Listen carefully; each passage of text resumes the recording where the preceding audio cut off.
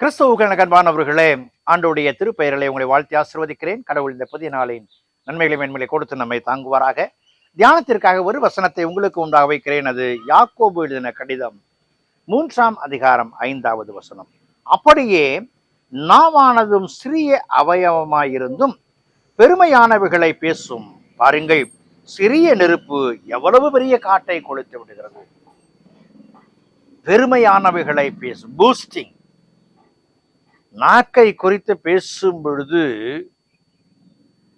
அதனுடைய தனித்தன்மை சொல்லுவாங்க. நாக்குக்கு நரம்பு இல்லம்பாங்க, எப்படி வேணாலும் it will twist.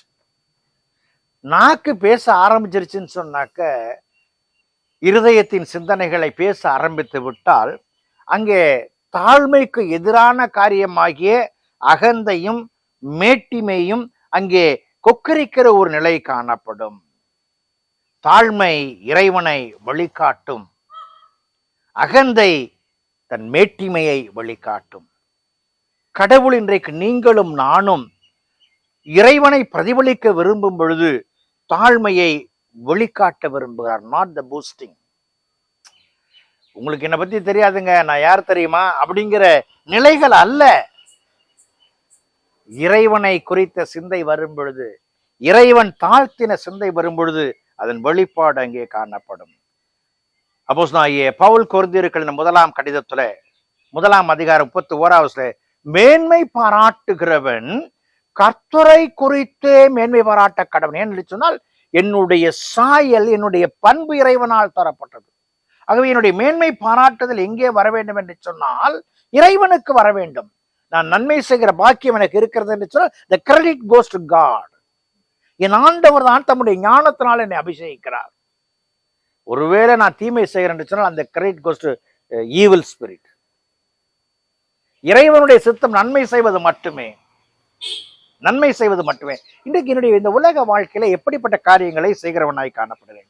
Am I boosting myself or I'm revealing God in my life, my words? 2 பேரு பிரயாணப்பட்டு போனாங்களாம். ஒரு ஒத்தையடி பாதை, 2 பேர் சந்திக்கிறாங்க ஒரு ஒத்தையடி பாதையில. ஒருத்தர் வழி விட்டாதான் அடுத்தவர் போக முடியும்.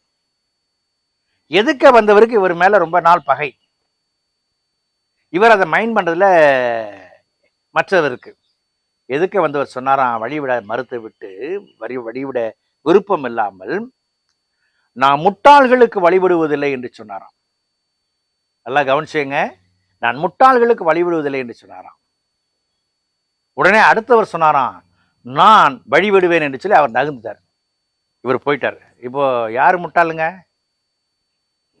என் ஆண்டவருடைய பிள்ளைகள் என்று சொல்லி நம்முடைய வாழ்க்கை காணப்படும் என்று சொன்னால், இறைவன் காண்பித்த தாழ்மையின் சாயலை தரித்து பெருமை பேசுதலை விட்டொழித்து வாழ முற்படுவோம்.